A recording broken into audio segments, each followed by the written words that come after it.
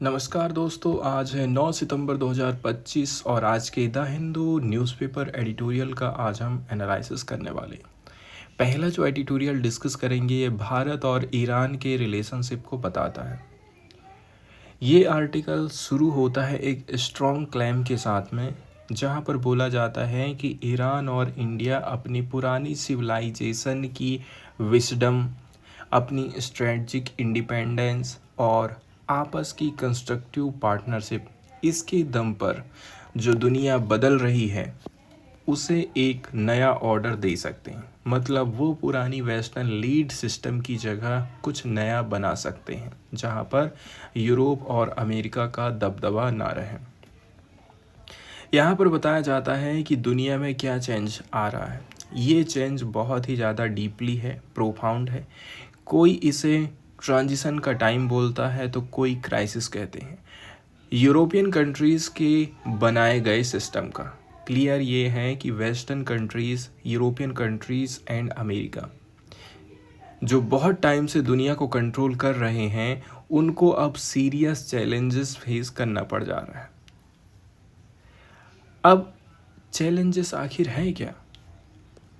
हमें दिख रहा है कि इंटरनेशनल लॉ को ओपनली तोड़ना, बैलेंट वायलेशन, इसके अलावा फोर्स का बिना सोचे समझे यूज़ करना, ट्रेड वार छेड़ देना, इसके अलावा ग्लोबल इंस्टीट्यूशन जैसे कि यूनाइटेड नेशंस को इग्नोर करना, मीडिया को मैनिपुलेट करना, गलत खबरें फैलाना और इन्वायरमेंट की इतनी रिस्ट्रिक्शन कि वापस उसको आप ठीक नहीं कर सकते। ये सारे इंसिडेंट अलग अलग नहीं हैं, बल्कि ये एक डीपर क्राइसिस का ही हमको सिग्नल दे रहा है। वेस्टर्न कंट्रीज़ जिसका लीडर अमेरिका है, अब पहले जितना कंट्रोल नहीं रखता है।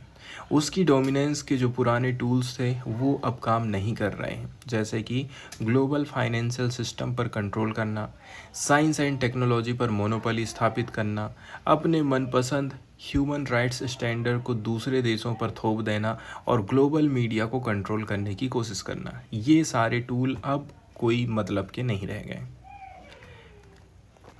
देश जाग रहे हैं, खास करके ग्लोबल साउथ के देश जैसे कि एशिया, अफ्रीका, लैटिन अमेरिका के डेवलपिंग कंट्रीज़ के देश। ये देश अब डोमिनेशन और डिस्क्रिमिनेशन के नीचे रहने से मना कर रहे हैं। वो अपने लोकल मॉडल यूज़ कर रहे हैं, अपनी इंडिजीनियस साइंस एंड टेक्नोलॉजी को डेवलप कर रहे हैं और अपनी डिफेंस और सिक्योरिटी को स्ट्रॉन्ग बना रहे हैं। इस तरह से उन्होंने एक नया रास्ता चालू कर दिया है। अब यहाँ पहली बार ईरान और इंडिया की स्पेशल रोल की बात होती है। राइटर का कहना है कि बदलते हुए समय में पुरानी सिविलाइजेशन का एक यूनिक रोल है। ईरान और इंडिया दुनिया की सबसे पुरानी सिविलाइजेशन है, जिन्होंने शताब्दी तक ग्लोबल कल्चर को आकृति दिया है, शेप दिया है। दोनों सिविलाइजेशन हमेशा से ही पीस को वैल्यू करती हैं, युद्ध से बचती हैं, सिर्फ डिफेंस में लड़ाई करती हैं। और इंटरेस्टिंग बात यह है कि जब कभी वो मिलिट्री हार भी गई तो उनका कल्चरल इन्फ्लुएंस इतना स्ट्रॉन्ग था कि उन्होंने अपने विजेताओं को, कॉन्क्वर को बदल करके रख दिया। उनको state craft, governance, literature, philosophy, art and architecture सिखाया हारने के बावजूद भी। अब यहाँ पर बताया जाता है कि इस्लाम आने के बाद भी ईरान की सिविलाइजेशन वैल्यू नए फॉर्म में जारी रही और इंडिया जो दुनिया के ओल्डेस्ट कंटिन्यूस सिविलाइजेशन माना जाता है, उसमें इस्लामिक इन्फ्लुएंस से और भी रिचनेस आ गई है। दोनों के शेयर्ड एंशिएंट वैल्यूज़ सेंचुरीज तक सरवाइव करते रहे हैं, जैसे कि लाइफ को एक गिफ्ट समझना, बिलीव कि आखिर में गुड की इविल पर जीत होती है, सत्यमेव जयते, एंड डाइवर्सिटी का रिस्पेक्ट करना, इनर प्योरिफिकेशन की खोज करना, आंतरिक शुद्धि की खोज करना, स्पिरिचुअल ग्रोथ करना, मतलब आध्यात्मिक विकास करना।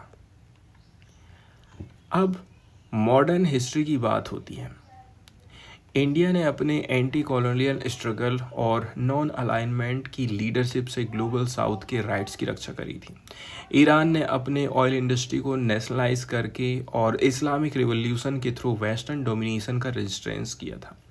दोनों देश आज के लिए ज़रूरी वैल्यूज़ को रिप्रेजेंट करते हैं। दोनों देश चाहते हैं कि शांति, स्पिरिचुअलिटी, नेचर का रिस्पेक्ट हो। ये वैल्यूज़ ह्यूमन को structural violence, environmental crisis and social collapse से लड़ने में हेल्प करती हैं। इसके बाद बताया जा रहा है कि इंडिपेंडेंस मिली है एक कीमत चुका करके। ईरान को दशकों से इकोनॉमिक टेररिज्म, कोग्निटिव वारफेयर मतलब मानसिक युद्ध एंड बहुत सारे एक्सटर्नल इंटरफेरेंस को फेस करना पड़ा, लेकिन कभी सरेंडर उसने किया नहीं। इंडिया को भी unjustified pressure and hostile measures face करनी पड़ती है, लेकिन दोनों ने अपनी आइडेंटिटी बनाई रखी है या इंडिपेंडेंस को डोमिनेंट पावर के आगे झुकने नहीं दिया है। अब सॉल्यूशन भी बताया जाता है। अभी टाइम है कि ईरान जैसे और इंडिया जैसे पुराने देश ग्लोबल साउथ के लिए एक नया रास्ता अपनाएं। कैसे करके? साउथ कोऑपरेशन इसको आप स्ट्रॉन्ग करिए। ब्रिक्स जैसे फ्रेमवर्क में एक्टिव रोल प्ले करिए। ह्यूमन और मोरल प्रिंसिपल को बनाए रखिए। ट्रांसफॉर्मेटिव प्रोजेक्ट जैसे कि international north south transport corridor, shortcut में इसको INSTC बोलते हैं, जो कि एक महत्वपूर्ण परिवहन का मार्ग है, इसको आगे बढ़ाइए। अब यहाँ पर एक स्पेसिफिक एग्जांपल दिया जाता है पैलेस्टाइन के मुद्दे के ऊपर। ये कहता है कि नए ऑर्डर के हार्ट में पैलेस्टाइन के लिए स्ट्रगल है। ये ग्लोबल साउथ की फोरमोस्ट कंसर्न है, सबसे बड़ी कंसर्न है। पैलेस्टाइन के मामले में वेस्ट की हाइपोक्रेसी मतलब एकदम पाखंड है, दिखावा है। सुपरमैसिज्म मतलब हम श्रेष्ठ हैं। इसके अलावा ब्रूचालिटी हमको देखने को मिलती है। पैलेस्टाइन लोग ऑक्यूपेशन और एक्सपांशनिज्म के खिलाफ फ्रंट लाइन पर खड़ी हैं। दरअसल वो सिर्फ अपने लिए नहीं बल्कि हर ग्लोबल साउथ नेशन के लिए लड़ाई लड़ रहे हैं कि वो डोमिनेशन का विरोध करें। इसके बाद ईरान के पीसफुल न्यूक्लियर एनर्जी के राइट को डिफेंड करने का जिक्र किया जाता है। राइटर का कहना है कि ईरान जब अपने राइट्स के लिए लड़ाई लड़ता है तो वो एक्चुअली पूरी ग्लोबल साउथ के डेवलपमेंट की बात करता है। साथ ही ईरान इंटरनेशनल लॉ, डिप्लोमेसी और डायलॉग का स्ट्रॉन्गर सपोर्ट रहा है।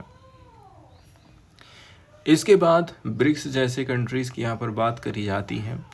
ठीक है, इनमें ग्रेट पोटेंशियल है कि आप यूरोपियन कंट्री की इकोनॉमिक डोमिनेंस को डाउन कर सकते हो। आज जब इकोनॉमिक सैंक्शन लगाए जा रहे हैं, ट्रेड वार यूज़ हो रहा है डेवलपमेंट को रोकने के लिए और डी डॉलराइजेशन को प्रिवेंट करने के लिए, ऐसे समय में ब्रिक्स एक इंडिपेंडेंट, पार्टिसिपेटरी और डेमोक्रेटिक फ्यूचर का रास्ता हमको प्रोवाइड करता है। ठीक इसी प्रकार से जो इकोनॉमिक कॉरिडोर की हम बात करे थे, INSTC कॉरिडोर, ये एक इकोनॉमिक रूट नहीं है, ये एक सिविलाइजेशन ब्रिज है जो यूरोसिया, कॉकसस, इंडिया और अफ्रीका को जोड़ देगा ट्रेड के माध्यम से। अब यहाँ पर अमेरिका पर डायरेक्टली इल्ज़ाम लगाया गया है। राइटर का कहना है कि वेस्ट एशिया में अमेरिका और उसके अलायंस हमेशा से इंडिजिनियस रीजनल सिक्योरिटी को इमर्ज होने से रोकते हैं।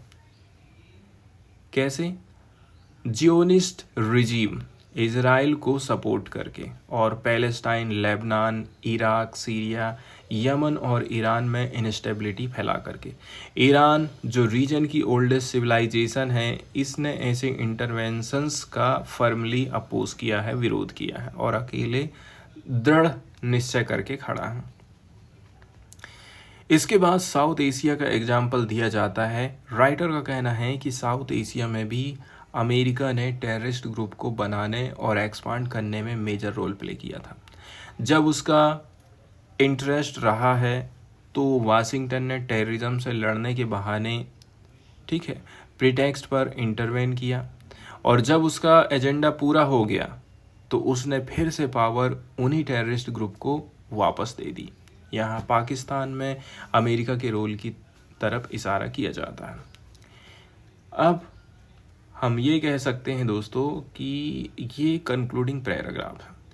यहाँ पर बोला जाता है कि आज हम हिस्ट्री के एक टर्निंग पॉइंट पर खड़े हैं, दुनिया बदल रही है, इमर्जिंग पावर और एंशिएंट सिविलाइजेशन अपने रोल को रीडिफाइन कर रहे हैं। ईरान और इंडिया अपनी civilisation, wisdom, strategic independence and constructive partnership के थ्रू पूरी दुनिया को एक नए मॉडल प्रोवाइड करेगा। ये ऐसा ऑर्डर बन जाएगा जहाँ पर जस्टिस है, साझे हित हैं, कॉमन इंटरेस्ट है, मानव गरिमा है, ह्यूमन डिग्निटी है, सबको रिस्पेक्ट किया जा रहा है। ये ऑर्डर वर्चस्व पर नहीं, डोमिनेशन पर नहीं, बल्कि पार्टिसिपेशन पर आधारित होगा। इसके अलावा सुपरियोरिटी मतलब श्रेष्ठता पर नहीं फोकस करेगा, बल्कि इक्वालिटी पर। ऐसा फ्यूचर होगा जहां नेशंस पावरफुल कंट्रीज़ के टूल नहीं होंगे, बल्कि अपनी डेस्टिनी के बिल्डर होंगे। और ईरान और इंडिया जैसे पुराने सिविलाइजेशन से बेहतर और कौन होगा जो ह्यूमैनिटी को ऐसे फ्यूचर की तरफ लीड कर सकता है। इसके बाद वाला जो आर्टिकल यहाँ पर हम डिस्कस करेंगे दोस्तों, ये पार्टिकुलरली जेंडर डिस्पैरिटी की बात करता है। हमारे देश में महिलाओं के अधिकारों की ये आर्टिकल बात करता है कि कितने आगे हमारी वुमेंस अभी तक पहुंच पाई हैं और कौन कौन से राइट्स के लिए अभी भी वो लड़ाई लड़ रही हैं। इसके ऊपर ये आर्टिकल बेस्ड है, इसी की यहाँ पर हम चर्चा करने वाले हैं। तो सबसे शुरुआत में तो बात करी जाती है दोस्तों वुमेन राइट्स को लेकर के। ये आर्टिकल शुरू होता है क्लियर क्लेम के साथ में, जहाँ पर बोला जाता है कि सरकार की पॉलिसीज़ का असर घर के अंदर के मैटर पर भी होता है। सरकार कोई भी नियम कानून बनाती है तो उससे हमारे घर के अंदर रह रहे लोग सब प्रभावित होते हैं, और हमें इसके ऊपर आवाज़ उठानी चाहिए, क्योंकि इंडिया में औरतों के साथ बहुत बड़ी डिस्क्रिमिनेशन होती है।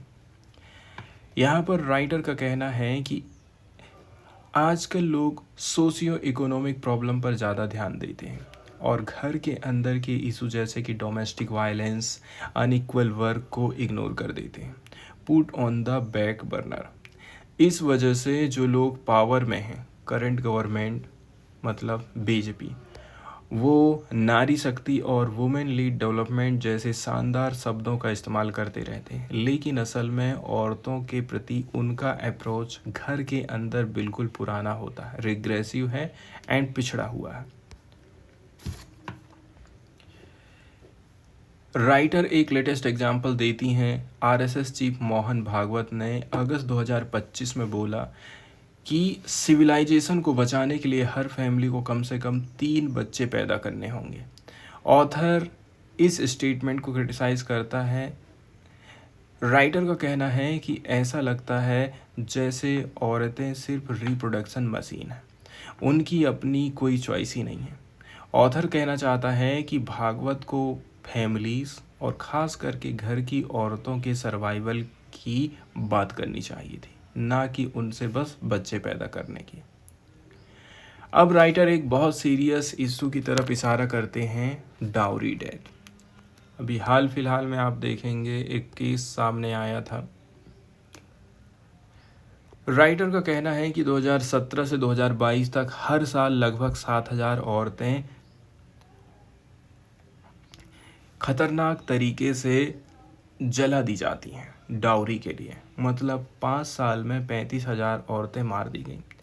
ये कहना कि उनका सिंदूर मिट गया छोटी बात है, असल में उनकी पूरी लाइफ ख़त्म हो जाती है। एक बात दहेज के केस को लेकर के ऐसा भी है दोस्तों, जहाँ पर रियल में जिनके साथ वायलेंस होता है ना, वो लोग कभी दहेज का केस नहीं कर पाते। जहाँ पर लड़कों को दबाया जाता है, लड़की की फैमिलीज़ को दबाया जाता है, वहाँ पर इस प्रकार के केस ज़रूर दर्ज होते हैं। हम अपना खुद का ये एग्जाम्पल यदि बताएं तो, मतलब आपने दहेज के लिए कभी बोला नहीं, कभी मारपीट नहीं करी, इसके बावजूद भी यदि लड़की ने एफआईआर बस कर दें, ना कोई सबूत चाहिए ना कुछ चाहिए, बस घिसटते रहो 5 साल 10 साल 20 साल, और फिर उनके हाथ पैर पड़ो कि भाई आज आप राजीनामा ले लो। हम लोग भी राजीनामा मजबूरी में करवाए थे भैया का जब केस चल रहा था, तो क्योंकि हमको ऐसा लग रहा था कि केस को ज़्यादा लंबा खींचने से कोई मतलब नहीं है, जल्दी कर लेते हैं केस को ख़त्म, ताकि कम से भी कम उम्र होते जा रही है तो हम लड़की देख सकें, शादी कर सकें। अब यहाँ पर डाउरी के केसेस की बात करी जा रही है। बोला जा रहा है कि बहुत सारी महिलाओं को मिट्टी तेल डाल करके छिड़क करके मार दिया जाता है। हर एफआईआर में बस यही लिखते हैं, सबकी एफआईआर। तो मारना ही है तो मिट्टी तेल डाल के ही सब लोग क्यों मारेंगे? या कोई और साधन नहीं है? तो सबकी एफआईआर एक सी कैसे रहती है? सब लिखते हैं कि मोटरसाइकिल मांग रहे हैं, कार मांग रहे हैं, 10 लाख रुपए, 1 लाख 5 लाख रुपए हमसे दहेज मांग रहे हैं। अब मैं इस चीज़ के खिलाफ में नहीं हूँ, मैं तो केवल दोस्तों ये बता रहा हूँ कि जिसके साथ में जो घटना घटित होती है ना, वो व्यक्ति जानता है। और ये भी नहीं है कि हर केस जो दर्ज हो रहा है वो गलत ही है, ठीक है, लेकिन बहुत सारे जो केस दर्ज होते हैं वो खाली परेशान करने और पैसा लूटने, जितना झटक सको झटक लो, इसलिए केस दर्ज किए जाते हैं। यहाँ पर स्टैटिक दिए गए हैं एक सर्वे के मुताबिक, मतलब नेशनल फैमिली हेल्थ सर्वे 5 के हिसाब से यदि आप देखेंगे तो 30% औरतों ने माना है कि उनके इंटीमेट पार्टनर, पति या फिर बॉयफ्रेंड ने उनके साथ वायलेंस किया है, लेकिन 14% ने ही पुलिस को कंप्लेंट करी है। और जितने भी क्राइम्स अगेंस्ट वुमेन रजिस्टर होते हैं उनमें से 1/3 डोमेस्टिक वायलेंस के होते हैं। इसके बाद आथर क्वेश्चन पूछते हैं कि क्या आपने कभी किसी आरएसएस या फिर बीजेपी के लीडर को घर के अंदर की वायलेंस के खिलाफ एक शब्द भी कहते हुए सुना होगा? राइटर पॉइंट आउट करते हैं कि ये लोग लव जिहाद, कंसेंसुअल इंटरफेथ रिलेशनशिप के खिलाफ बहुत ज़ोर से बोलते हैं, लेकिन घर या कम्युनिटी के अंदर होने वाली वायलेंस के खिलाफ कुछ नहीं बोलते हैं, क्योंकि ऐसा बोलना उनकी मेजोरिटेरियन आइडियोलॉजी के खिलाफ होगा, जो मनुस्मृति पर बेस्ड है, मतलब कास्ट सिस्टम और पैट्रियार्की को सपोर्ट करती है। इसके अलावा ऑथर कहता है कि आज भी कुछ नहीं बदला है, ज़्यादा पावर वाले लोग आज भी उन्हीं पुरखों, मतलब मनुवादी फोर फादर जैसे हैं, जो डॉक्टर BR अम्बेडकर का अपोजिशन किया करते हैं। अम्बेडकर ने हिंदू रिफॉर्म बिल में औरतों को डिवोर्स का राइट दिया था और कास्ट को मैरिज के लिए ज़रूरी नहीं माना था। आज के पावर में बैठे लोग वही सोच रखते हैं। इसके बाद यहाँ आथर उन कल्चर्स की बात करती है जो औरतों को वायलेंट मैरिज में रहने के लिए प्रेशर डालती हैं, एडजस्ट करने को कहती हैं। ये कल्चर अपनी साइलेंस को ऑनर क्राइम, मतलब खाप पंचायत द्वारा इंटरकास्ट मैरिज करने वालों की हत्या को भी माफ़ करती है। ऑथर कहना चाहता है कि ये सब चीज़ें आज की हिंदुत्व आइडियोलॉजी का इंटरेस्टिंग, मतलब अभिन्न हिस्सा है। इस वजह से डोमेस्टिक वायलेंस लॉ को मिसयूज़ के नाम पर कमज़ोर करने की कोशिश होती है, और सुप्रीम कोर्ट में सरकार मैरिटल रेप को क्रिमिनलाइज करने के खिलाफ है, ये कहते हुए कि ये मैरिज के इंस्टीट्यूशन और इंडियन कल्चरल की खिलाफ हो जाएगा। अब ऑथर डोमेस्टिक स्फीयर के दूसरे एस्पेक्ट की तरफ बात करती हैं। टाइम यूज सर्वे 2024 के डेटा के मुताबिक 15 से 59 साल की उम्र की 25% औरतें ladies employment and related activities में हैं, और वो रोज़ाना एवरेज 5 घंटे काम करती हैं। 23% औरतें फैमिली इंटरप्राइज, मतलब पारिवारिक व्यवसाय में काम कर रही हैं, और वो रोज़ाना 2 घंटे से कम काम करती हैं। इन दोनों कैटेगरी के काम को इकोनॉमिकली प्रोडक्टिव माना जाता है, और ये कंट्री के GDP में काउंट होता है। अब मेन के लिए मतलब पुरुषों के लिए डेटा अलग है। 75% पुरुष पहली कैटेगरी में आते हैं और वो एवरेज 8 घंटे काम करते हैं। 14% फैमिली इंटरप्राइज में एवरेज 2 घंटे काम करते हैं। ऑथर कहना चाहता है कि आदमियों के लिए यही दिन का काम ख़त्म हो जाता है। अब राइटर उन कामों की बात करते हैं जिनके लिए पैसे नहीं मिल रहे हैं, जैसे कि अनपेड डोमेस्टिक सर्विस, मतलब बिना पैसों के घर के काम करना। कुकिंग है, क्लीनिंग है, बच्चों की देखभाल है, बूढ़ों की देखभाल है। And unpaid care giving service, जैसे बीमारों, बच्चों, बुजुर्गों की बिना पैसे देखभाल करना। 93% औरतें रोज़ाना एवरेज 7 घंटे घर के काम में लगाती हैं। 41% औरतें 2.5 घंटे केयर गिविंग में लगाती हैं। इसके साथ 70% आदमी कोई भी घर का काम नहीं करते हैं। जो 30% आदमी करते हैं वो भी रोज़ाना मात्र 1.5 घंटे से कम काम करते हैं। ये हमारे यहाँ पर अनपेड डोमेस्टिक वर्क का सीन है। इन सब के डेटा से निकलने वाला कंक्लूज़न ये है कि औरतें आदमियों से ज़्यादा टोटल काम करती हैं, पेड भी प्लस अनपेड भी। इसके चलते उनके पास खाने, सोने, आराम करने के लिए भी कम टाइम रहता है। ऑथर का कहना है कि अगर हम डिफरेंट इनकम ग्रुप पर या फिर ST SC के हिसाब से डेटा एनालिसिस करेंगे तो हम देखेंगे कि लेबरिंग क्लास की औरतों पर काम का बोझ बहुत ज़्यादा रहता है। इसके बाद ऑथर मोदी सरकार की हाइपोक्राइसी मतलब पाखंड की पॉलिसी के बारे में बोलती हैं। जब टाइम यूज़ सर्वे का फुल रिपोर्ट आया उससे पहले ही सरकारी एजेंसी ने एक प्रेस रिलीज़ निकाली जिसका हेडलाइन था, इंडियन फैमिलीज़ में जेंडर से परे केयर गिविंग एक्टिविटीज़ को ज़्यादा एक्नॉलेज मिला। मतलब सरकार इस इनइक्वालिटी को अच्छी चीज़ बना करके पेश कर रही है। सरकार ने इनइक्वालिटी को ग्लोरीफाई किया। उन्होंने कहा है कि ये डाटा इंडियन सोशल फैब्रिक को प्रूव करता है, जहां घर की केयर गिविंग रिस्पॉन्सिबिलिटी ज़्यादातर फीमेल के ऊपर होती है। सरकार के ऑफिशियल व्यू पॉइंट के हिसाब से देखा जाए, आदमी अगर 15 मिनट भी केयर गिविंग करें तो वो इंडियन फैमिली की ग्रेटनेस दिखाता है। राइटर आगे कहती हैं कि यही सोच पब्लिक पॉलिसी में भी हमको दिखाई देती है। Anganwadi worker, mid day meal worker, ASHA worker जैसे लाखों औरतों को सोशल वॉलेंटियर माना जाता है। वर्कर नहीं मानते, उन्हें प्रॉपर मिनिमम वेज नहीं देते हैं, बल्कि एक बहुत कम ऑनोरियम आप देते हैं, पारिश्रमिक देते हैं। उन्हें गवर्नमेंट एम्प्लॉय आप नहीं मानते हैं, मतलब घर के अंदर जो काम औरत का नेचुरल टास्क समझा जाता है वही काम पब्लिक स्फीयर में कम पैसा दे करके उनसे करवाया जाता है। ये अप्रोच पूंजीपतियों के भी काम आती है, capitalistic. State bank of India के 2023 के सर्वे के मुताबिक अगर औरतों के अनपेड काम को पैसे में कैलकुलेट करेंगे तो वो इंडिया के GDP का 7% या फिर 22 लाख करोड़ हर साल के बराबर होगा। मतलब औरतें फ्री में इतना बड़ा योगदान दे रही हैं। ये बातें दिखाती हैं कि औरत के अनपेड डोमेस्टिक वर्क को क्लोजली अंडर वैल्यू किया जाता है। उसके बिना सोसाइटी का काम नहीं चलेगा। जब मिनिमम वेज फिक्स किया जाता है तब इस काम को कंसिडर नहीं किया जाता है।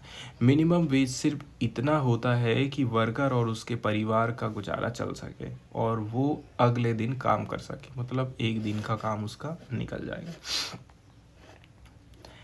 राइटर कहता है कि असल में ये सब्सिस्टेंस लेवल औरत के इनविजिबल डोमेस्टिक और केयर गिविंग वर्क के हिसाब से सब्सिडाइज होता है। मतलब औरत का छुपा हुआ काम ही है जो वेजेस और सब्सिस्टेंस की कॉस्ट को लो रखता है। इसीलिए एक फेयर मिनिमम वेज के लिए लड़ाई का सीधा संबंध औरतों के इस इनविजिबल काम को रिकॉग्नाइज करने से है। दोस्तों, हाल फिलहाल में देखा जाए एक काफ़ी बड़ी घटना घटित हुई है फ्रांस में। फ्रांस के प्रधानमंत्री फ्रैंकोइस बायरो को उनकी सरकार ने हटा दिया। क्यों? क्योंकि वो देश का डेब्ट कम करने की कोशिश कर रहे थे। अब बताओ, अच्छा काम कर रहे हैं इसके बावजूद भी उनको हटा दिया जा रहा है। उनकी ऑस्टेरिटी की प्लान थी जिसमें फ्रांस का खर्चा काट करके लगभग 44 बिलियन यूरो बचाने का प्लानिंग था, लेकिन पार्लियामेंट के बहुत सारे मेंबर को ये चीज़ पसंद नहीं आई है। अब इसको थोड़ा सा डिटेल में देखते हैं। कॉन्फिडेंस वोट हुआ। बायरो ने खुद पार्लियामेंट से पूछा कि क्या उनको उनके ऊपर कॉन्फिडेंस है, विश्वास है। ऐसा करना एक गंभीर कदम था। इसके बाद पार्लियामेंट ने जवाब दिया नहीं, मतलब 364 एमपीज मेंबर ऑफ पार्लियामेंट ने कहा कि उनको सरकार पर विश्वास नहीं है, जबकि सिर्फ 194 ने उनका साथ दिया था। रिजल्ट क्या रहा? इस नतीजे के बाद बायरो को अपना पोस्ट छोड़ना पड़ा। वो फ्रांस के हिस्ट्री में पहले प्रधानमंत्री हैं जिनको ऐसे कॉन्फिडेंस वोट में हटाया गया। अब बात करते हैं कि आगे क्या हो सकता है। फ्रांस के प्रेसिडेंट इमैनुअल मैक्रोन के साथ अब एक बड़ी समस्या है। उनके सामने दो ही विकल्प हैं, दो ही ऑप्शन हैं। नए प्रधानमंत्री की भर्ती करिए, मतलब किसी और को पीएम बना करके पार्लियामेंट के साथ मिलकर काम करने की कोशिश करें, या फिर जल्दी चुनाव करवाएं। नए पार्लियामेंट के लिए जल्दी चुनाव करवाएं ताकि नए एमपीस आएंगे जो उनकी पॉलिसीज़ का ज़्यादा साथ देंगे। बात करते हैं कि यहाँ पर जो भी चीज़ हम देख रहे हैं इसके बारे में थोड़ा सा एंगल समझिए। फ्रांस का बहुत ज़्यादा कर्ज है जिसे बायरो जीवन के लिए खतरा बता रहे थे। बायरो का कहना था कि अगर अभी अभी भी आप कुछ नहीं करेंगे तो ये कर्जा देश को डुबा देगा। लेकिन लोग और उनके जो एमपीस हैं ऐसे फैसले नहीं चाहते थे जो उनकी ज़िंदगी में कठिनाई पैदा कर देगा। प्रेसिडेंट मैक्रोन इस समय यूक्रेन युद्ध जैसे विदेशी मुद्दों पर ध्यान दे रहे थे और अब ये इतनी बड़ी समस्या उनके लिए एक नई चुनौती के रूप में पेश हो रही है। इसके बाद वाला जो आर्टिकल डिस्कस करेंगे दोस्तों, ये पार्टिकुलरली हमारे हेल्थ सेक्टर से जुड़ा हुआ है। केरला में मां बनने वाली महिलाओं की मौत का जो आंकड़ा है, इसको शॉर्टकट में मैटरनल मॉर्टेलिटी रेट एमएमआर बोला जाता है, एक साल में काफ़ी ज़्यादा बढ़ गया है। पहले ये डेटा 18 हुआ करता था, मतलब हर 1 लाख बच्चों के पैदा होने पर 18 माताओं की डेथ हो जाती थी। ये डेटा बढ़कर के 30 हो गया है। इसका एक बड़ा कारण है कोरोना, लेकिन बच्चों के पैदा होने की संख्या कम होना भी इसकी एक वजह है। बात करते हैं आखिर हुआ क्या है। केरला का मैटरनल मॉर्टेलिटी रेशियो यानी माँ बनने वाली महिलाओं की डेथ का जो डेटा है 18 से बढ़कर के 30 हो गया है। ये आंकड़ा बताता है कि कितनी, तो ये जो आंकड़ा है दोस्तों 18 से बढ़कर के 30 हो गया। ये आंकड़ा बताता है कि कितनी माएँ हर 1 लाख बर्थ पर डेथ का शिकार होती हैं। फिर भी केरला अच्छा प्रदर्शन कर रहा है। इतना डेटा उसका बढ़ चुका, डेथ की संख्या बढ़ रही है, इसके बावजूद भी केरला और आंध्र प्रदेश अभी भी देश के सबसे कम एमएमआर वाले स्टेट माने जाते हैं। मतलब पूरे देश में से इन 2 स्टेट में मदर्स की डेथ का खतरा अभी भी सबसे कम है। बात करते हैं एमएमआर बढ़ने का क्या रीज़न हो सकता है। पहली बात यह है कोविड-19। साल 2021 में 97 मदर्स कोविड-19 की वजह से डेथ हुई उनकी। ये इस साल की सबसे बड़ी वजह थी। इसके बाद कम लाइव बर्थ, मतलब बच्चों की पैदाइश कम होना। केरला में बच्चे पैदा होने की जो संख्या है तेज़ी से कम हो रही है।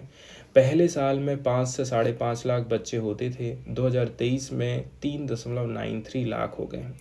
आने वाले साल में ये गिर करके लगभग 3.5 लाख हो सकता है। इसके बाद आंकड़ों का मैथ्स यहाँ पर समझाया जाता है।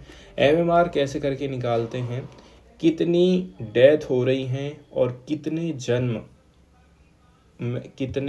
में कितनी डेथ हो रही हैं, उसमें 1 लाख से गुणा कर दिया जाता है। अगर मौत की संख्या न्यूमरेटर सेम रहे, साल में 120 से 140, लेकिन पैदा होने वाले बच्चों की संख्या, डिनोमिनेटर जिसको बात बोल रहे हैं, मतलब जो मदर्स की जो डेथ हो रही है हम उसको ऊपर रखते हैं और बच्चों की जो संख्या है उसको नीचे रखते हैं, तो एमएमआर का जो आंकड़ा है ऑटोमेटिकली बढ़ते जाता है। ठीक है, इसका मतलब ये है माँओं की मौत ज़्यादा नहीं हुई है लेकिन बच्चे कम पैदा हुए हैं, इसलिए रेशियो बढ़ के यहाँ पर हमको दिखाई दे रहा है। अब एसआरएस की बात करें, सैंपल रजिस्ट्रेशन सिस्टम, जो सैंपल सर्वे करता है उसका आंकड़ा और स्टेट के अपने रिकॉर्ड में हमेशा थोड़ा फ़र्क होता है। स्टेट के रिकॉर्ड में हर एक माँ की डेथ काउंट होती है, इसलिए वो ज़्यादा सही माना जाता है। इसके बाद आगे की भी कुछ चुनौती है जो बताती है क्या, कि केरला ने मदर्स डेथ कम करने में बहुत अच्छा काम किया है, लेकिन अब आखिरी चुनौती बहुत मुश्किल है। आजकल मदर बनने वाली महिलाओं की उम्र ज़्यादा रहती है, ज़्यादा लेट से शादी होती है, क्योंकि इनको डायबिटीज़ है, बीपी की समस्या है, इसके अलावा उनको समस्या रहती है थायराइड की। इस प्रकार के जो इश्यूज हैं ज़्यादा देखने को मिल रहे हैं, जिनकी वजह से उनकी देखभाल करना और भी ज़्यादा ज़रूरी हो जाता है। आखिरी लाइन क्या बोली जाती है आर्टिकल में, केरला अभी भी देश में सबसे सेफ जगह मानी जाती है माँ बनने के लिए, लेकिन कोरोना और कम होने वाली पैदाइश की वजह से उसका जो एमएमआर है इसका आंकड़ा बढ़ते हुए दिखाई दे रहा है। असली सिचुएशन उतनी बुरी नहीं है जितना कि ये जो डेटा है वहाँ पर प्रस्तुत किया गया है।